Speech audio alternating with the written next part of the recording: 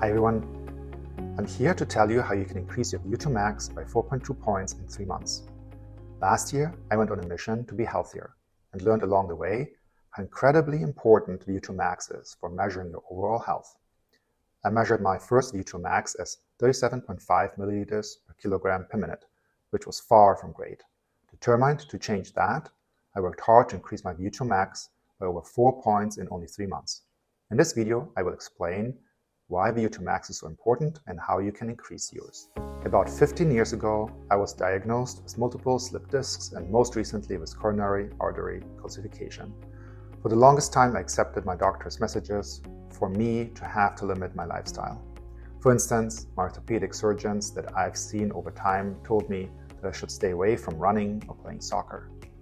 Times have changed, and with the wealth of information at your fingertips, can take preventative and restorative health into our own hands.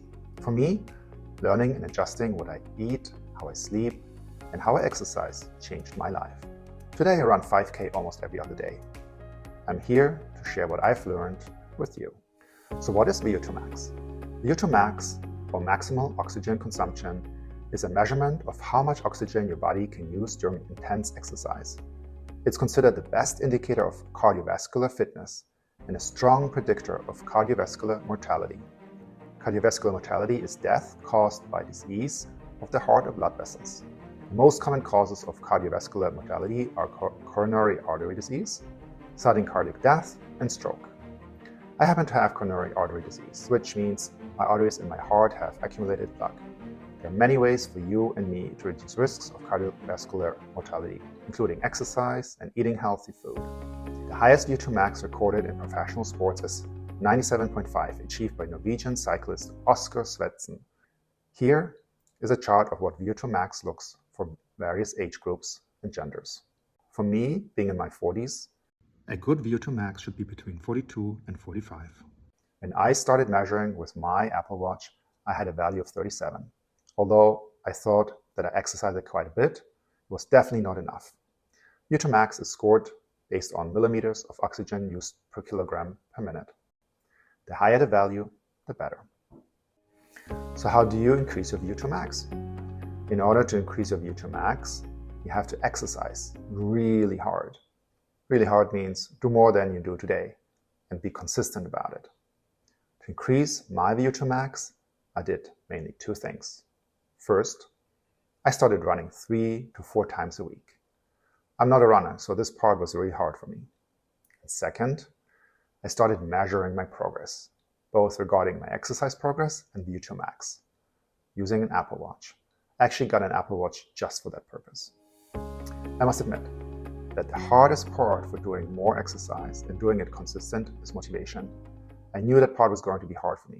So what I did is I ordered an under-the-desk treadmill that went about 7.6 miles per hour, and I signed up for Zwift. Zwift is an amazing app that shows you running in a virtual world on a TV or iPad. It also tracks your progress and allows you to run with others. So I started running, and in my first month, I ran about 7.5 miles a week. Honestly, it was quite hard at the beginning, and I didn't see my VO2max rise. It took a few weeks before my VO2max started climbing a little bit. There was a time when I came across something important. For the VO2max to increase, we need to exercise an exhaustion level much higher than our usual exercise level. What that means is that if you continue to run at your usual pace, your VO2max will only go slowly up.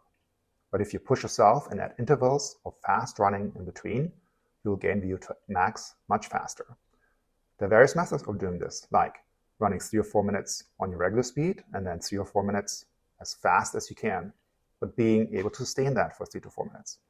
After your first round, you repeat 2 or 3 more times. So basically, you run your normal pace, and then you speed up for 4 minutes, then you run your normal speed, and speed up again. I usually do this 2 times a week, but it's recommended that you do it at least once a week. This kind of training also quickly improves how fast and how far you can run your 5K. For me, it meant that I outpaced my treadmill and had to buy a new one after a few months. So in summary, increasing your VO2max requires first that you work out regularly. Ideally, you run twice a week and at least once with an interval run. Like with anything, I'd recommend making a habit out of it. Put it on your calendar. And second, measure. It feels amazing to see when you accomplish something great, like increasing your VO2max. If you don't measure, you have no idea if you're getting better. There are many devices to measure VO2max. For me, my Apple Watch worked just fine. And third, figure out what motivates you. What is your goal? And what tools can you use to keep your motivation up? For me, it was finding the Zwift app. So I hope this video helped you understand how important VO2max is for your health and longevity, and you will be able to apply some of my learnings.